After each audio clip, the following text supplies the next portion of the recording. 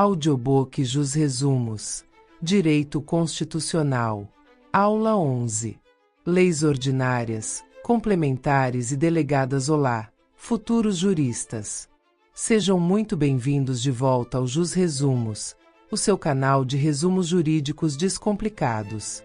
Hoje, daremos continuidade ao nosso estudo sobre o processo legislativo, focando em 3 espécies normativas importantes: as leis ordinárias, as leis complementares e as leis delegadas. Preparem-se para mais um conteúdo essencial para sua aprovação. Vamos começar com as leis ordinárias. Elas são o resultado do processo legislativo ordinário, que é a regra geral de elaboração de normas jurídicas.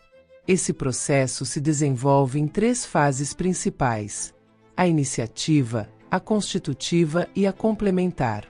A fase da iniciativa é o momento em que se apresenta a proposta de lei. Ela pode ser comum ou geral. A regra geral, onde não há restrição quanto a quem pode iniciar o processo legislativo. Concorrente. Mais de um agente tem legitimidade para iniciar o processo, como na propositura de emendas à Constituição ou em matérias tributárias. Exclusiva. Atribuída a apenas um legitimado, sem possibilidade de delegação. Privativa. Atribuída a um agente específico, mas que pode delegar essa atribuição a outro. É fundamental entender a diferença entre a casa iniciadora, que é onde o projeto começa a tramitar, e a casa revisora, para onde o projeto segue se for aprovado na primeira. A fase constitutiva envolve a discussão e votação do projeto de lei nas casas do Congresso Nacional. Inicialmente, a mesa da casa, presidida pelo presidente da mesa, realiza um juízo de admissibilidade. O projeto pode ser arquivado se for considerado antirregimental, alheio à competência da casa, evidentemente inconstitucional ou se não estiver formalizado corretamente. A tramitação tradicional prevê a votação do projeto no plenário. No entanto, existe o regime de tramitação terminativo ou conclusivo, previsto no artigo 58, 2 graus, inciso I da Constituição Federal, em que o projeto é votado apenas nas comissões, sem necessidade de ir ao plenário. Nas comissões, o papel principal é elaborar um parecer sobre o projeto. Tanto no regime tradicional quanto no conclusivo, o projeto pode ser rejeitado ou aprovado por maioria simples. Se aprovado, segue para a casa revisora. Uma observação importante: um projeto de lei rejeitado só pode ser reapresentado na mesma sessão legislativa se houver assinatura da maioria absoluta dos membros de qualquer das casas. Artigo 67 da Constituição Federal. Na casa revisora, o projeto passa novamente pela mesa, para decisões do presidente, e depois pelas comissões para elaboração de um novo parecer. O quórum para aprovação de uma lei ordinária é sempre de maioria simples.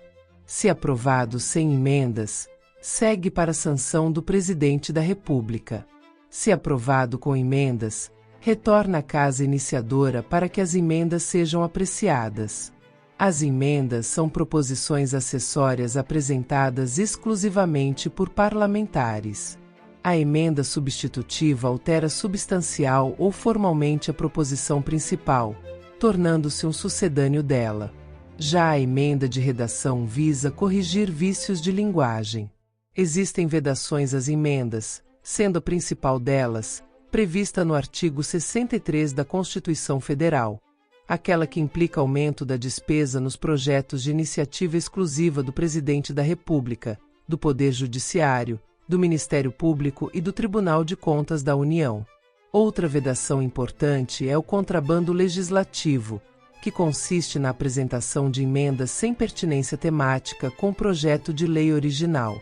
A fase complementar é a etapa final do processo legislativo e visa integrar a eficácia da lei. Ela compreende: sanção, é a aquiescência ou concordância do Presidente da República com o projeto aprovado. Pode ser expressa, se o Presidente sancionar formalmente em 15 dias úteis, ou tácita, se não houver manifestação nesse prazo. A sanção pode ser total, abrangendo todo o projeto, ou parcial, sancionando apenas parte dele.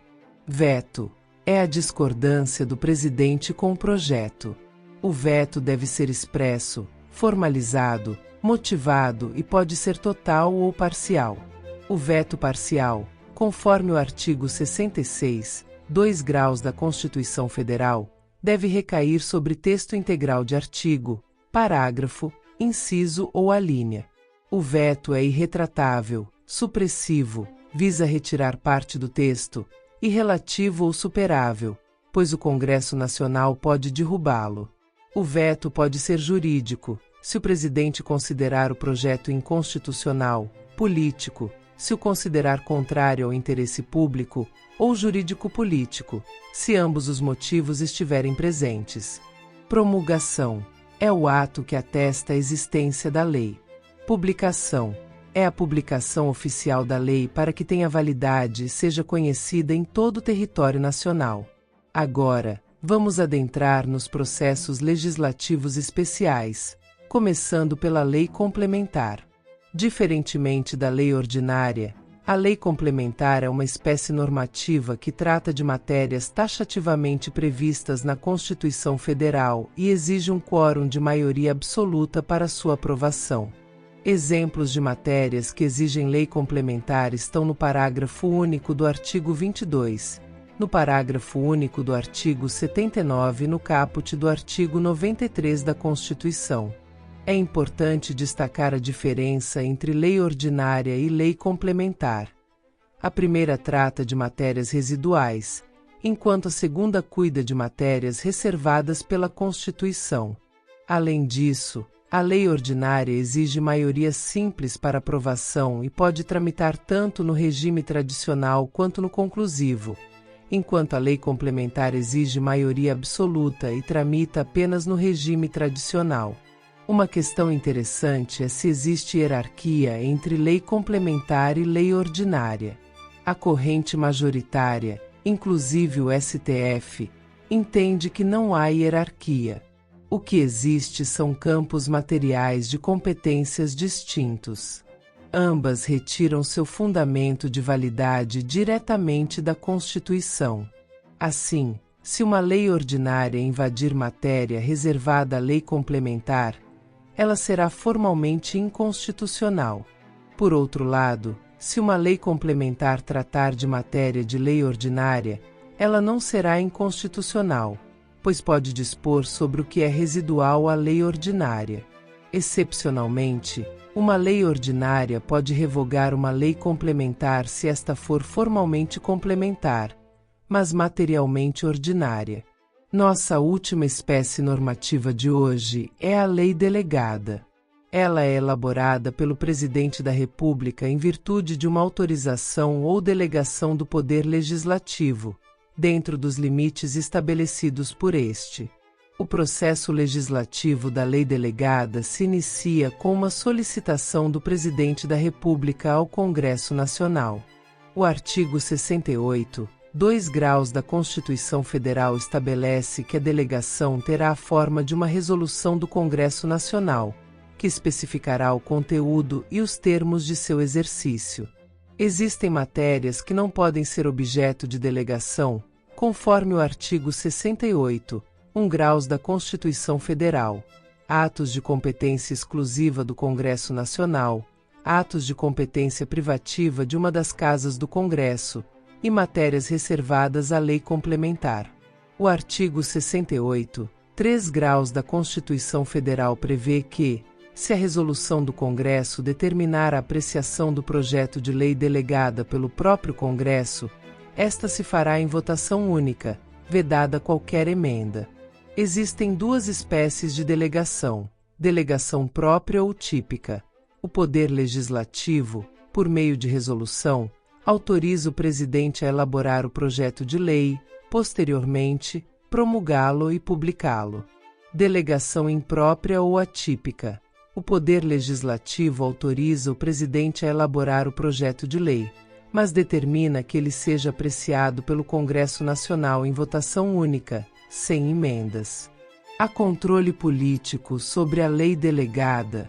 Sim, nos termos do artigo 49, inciso V da Constituição Federal, que atribui ao Congresso Nacional a competência para sustar os atos normativos do Poder Executivo que exorbitem do poder regulamentar um ou dos limites da delegação legislativa.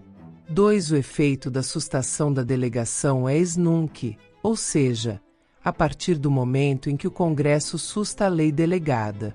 Chegamos ao final de mais um vídeo do Jus Resumos. Hoje, exploramos detalhadamente as leis ordinárias e seus trâmites, as particularidades das leis complementares e o processo de elaboração das leis delegadas. Esperamos que este conteúdo tenha sido esclarecedor e que ajude você a consolidar seus conhecimentos em direito constitucional. Se você gostou deste vídeo, não se esqueça de deixar o seu like, compartilhar com seus colegas e se inscrever no canal para mais resumos jurídicos de qualidade. Deixe suas dúvidas e sugestões nos comentários.